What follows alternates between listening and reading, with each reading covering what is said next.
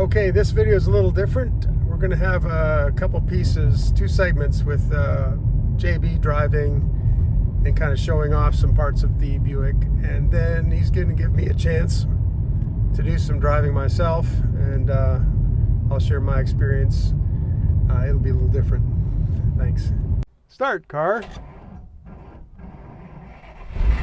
And then you can't see your foot move. It drives Right. you crazy. It's like, how did that Now, start? wait a minute. It's a 40s car, and how did he start it?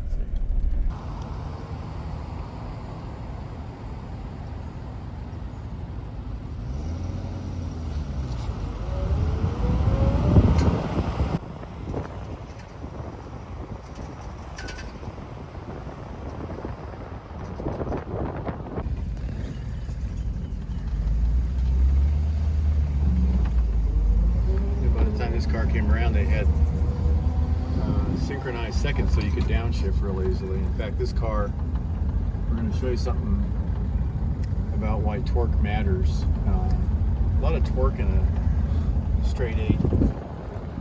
We're going to start from a dead rest in second gear. Now I want you to pay attention. Okay. Now listen to the engine and listen, see if you hear any clatter or anything on the clutch. That's second gear. That's second gear. That's second gear. Wow, watch the speedboat. No problem, it's a Buick. Watch the brakes, watch, listen. Man! Them some brakes. This okay. is some brakes. Doesn't matter. What I need now is some seat belts. Yeah, you can kiss the windshield in this thing if you're not careful.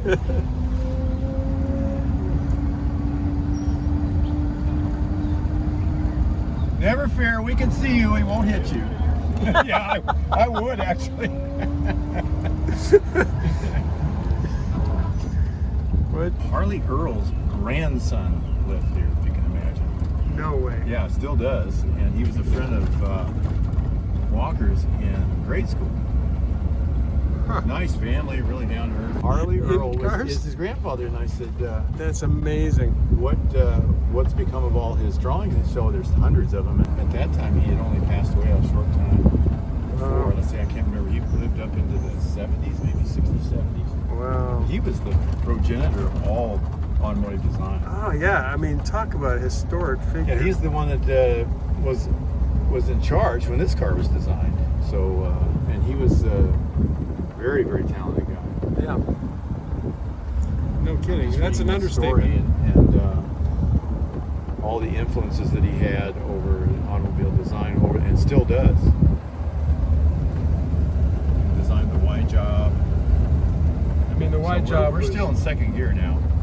Now I can go up to 50 miles an hour in second gear. So, That's I mean, a little around insane. town, second gear pretty much you is just all leave you it need. second. You don't really even have to go into first, but it shifts so smoothly that it really doesn't matter. Now I'm going to take off in second again. Okay. Stop sign, right? Just take off. Now you need torque to do that. Yeah. Okay. And, You do. and you also have a decent clutch, but you need torque. Well, sure, but It's the torque that's Exactly. showing off here. exactly. That's why. Well, you know what got I'm it. just noticing? I did not expect to see a trip meter on the odometer. Yeah. That's This just thing has way ahead of schedule. features on it. There were push button radio, lighted. It actually has a signal seeking radio, such that if you have a favorite station and you set it for that, just like a modern radio.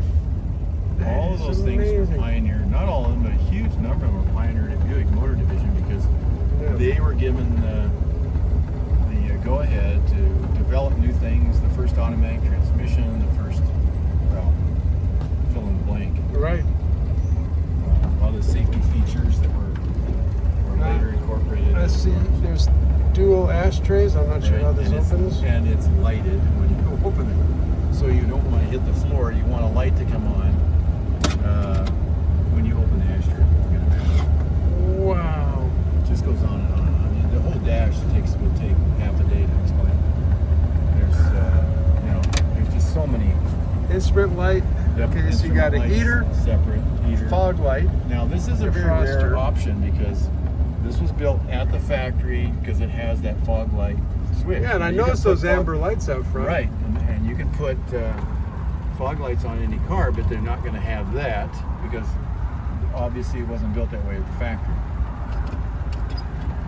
So this car was pretty much optioned out. It had the optional skirts, the optional trim on the skirts, the fog light obviously, and just on and on and on. But a lot of the things on Buicks were standard equipment, especially Roadmasters. And it's also properly adjusted. Now watch the acceleration. Wow! Front end lift up. That's power. That is power, man. There was 1941. It's third gear. You feel it pulling? Yeah. I can just keep going. I mean, it goes 100 miles an hour. That is. And it has the brakes to bail you out. That is fascinating. So if you get in This trouble- drives. It seems like it's driving way more modern than my you goodness, possibly yes. This is expect. the first really modern car, right here, without a doubt. It is Wow. everything you'd ever want in terms of drivability. You get 15, 16 miles a gallon. It's not fussy, it'll start and run. Carburetor will stay in tune for a long time. Now, what did they name brand the 8-cylinder again? Is it Fireball? Is it Fireball 8. How long had that engine been out? Well, you're going to remember they started out with overhead valves, and so the 8 came along very early. Yeah. They were not big on 6-cylinder engines. They were not the only ones besides Henry that didn't like 6s. They're tweener engines. A 4 is too small and an 8 is too big in some people's mind. But if you get a car that's of this size, it needs an 8-cylinder engine, and it needs cubic inches. And well, the engineers at Buick figured out it also needed another carburetor to feed it. Right. Because these things were made to go 100 miles an hour. Remember the Century? That's why it was named the Century. Yeah. Because it was guaranteed to go 100 miles an hour. That was a big deal back in that period. And that was first Centuries in '36. Another thing about this car is the way it steers at rest. Most cars are just a struggle. The steering box in a Roadmaster is physically bigger than the other Buick. So the gears themselves have more leverage. And Yep. so when you turn the wheel, you get more reaction without a lot of stress. You see how smoothly it goes between That first is and second? beautiful. Now watch this. I don't even have to touch the steering wheel. Shift it rear. Man. And then it's still got power. Now feel the power. Yeah. See what I mean? Absolutely. I feel it. Still pulling at 50. Yep. Which is something a lot of cars run out of torque about then. They don't have it anymore. Buicks have it from the bottom of the to the top. There's just absolutely no place, and even in between, that has a dead spot. Just that kind of car. Okay. It is on. No, you have to turn it on. See Oh, the- it is. see There it the is. wheel move? Yep. Yeah. From the clutch. It's easier to start in neutral? and let your clutch out. Okay. Let the clutch out. You create stress on the motor that way. I got you. Okay. Now hit the gas pedal. Good to go. That was not that hard. No. Wow. Okay. Especially if you let the clutch out. Everybody puts the clutch in. Well, it's a standard Puts strain on the motor. reaction, Harder right? to start. Wow. Okay. You're Now I'm good. putting the clutch in, and it's the normal 3 on the tree in and up. That's exactly right. Am I up there? Yep, sure are. Okay. There's nothing difficult with Buick. You don't have to push anything. You don't have to strain anything. It's all made to be easy to use, unless you hit the fire hydrant. I'm not. Yeah, I'm seeing the fire hydrant. I'm not going to hit it. I have hit it too. I have to admit. I'm not going to hit it. When I hit that fire hydrant, it won't go anywhere. Yeah. It's firmly planted. All right. It's a big steering wheel. Just giving you some Well, that's what you impressions get that here. leverage. Yeah. It's a big Now you steering get wheel. leverage. Get the big smile from the cute girl.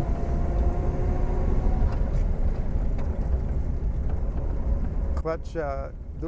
The way the arc of the clutch, is different. Yeah, it's not No, straight. no, there's an arc to it, so that's something to get used to. Everything about Buicks is made to be better and easier to use. So some of the other car companies, even inside General Motors, are like 10 years catching up. First synchro. automatic transmission in the car, in the General Motors car. That's right. 36 actually. Really? Offered in 37. Yep. Okay. No other car had an automatic transmission. No, I thought it was even later than that. 37? I thought it was later than that. Always pioneering things, and some of them worked, some of them needed help, some of them Well, it needed was development. a time of experimentation. Yeah, but they had confidence in it, and if they had a problem with an innovation, they just bring the cars back and change them. Every one of them. There was no need for a recall. They called you. You're not happy? Bring it back. We'll put a standard in it. They did a lot of those automatics got changed out. They just didn't like them. They didn't like them? So, okay, fine. We'll put them back the way you want. You know, it was a learning curve, and some of the technology wasn't fully sorted, so it was a kind of combination of things. And at the end of the day, they said, okay, if you want the standard again, we'll just put you back in the standard. And people were just comfortable with standard transmissions. They learned to drive them. You know, if you grew up with standard transmissions, there's nothing really particularly complicated about it. Right. One of the nice things if you're a kid is that you can start the car by just pushing it. If the battery dies, right, you can just push the car and it'll start. Now you can't do that with automatic. What a beautiful steering wheel on this thing. Yeah, well that's what we're famous for, big guy.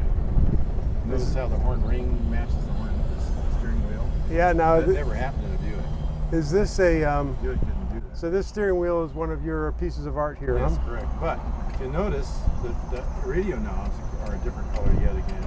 Just go up to the H and bring it back to you, and you're in first. Yeah. You could start in third. It like what? Doesn't care.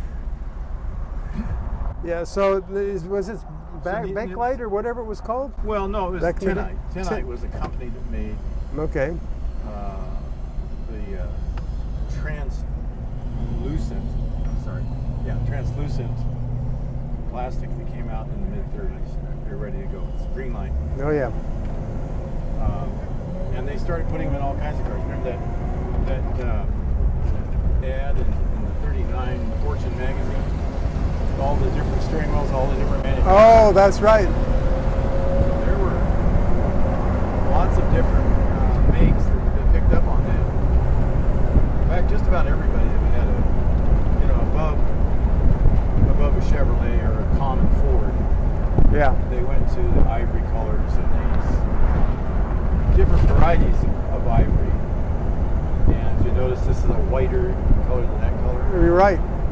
Yes, I do. I remember seeing the first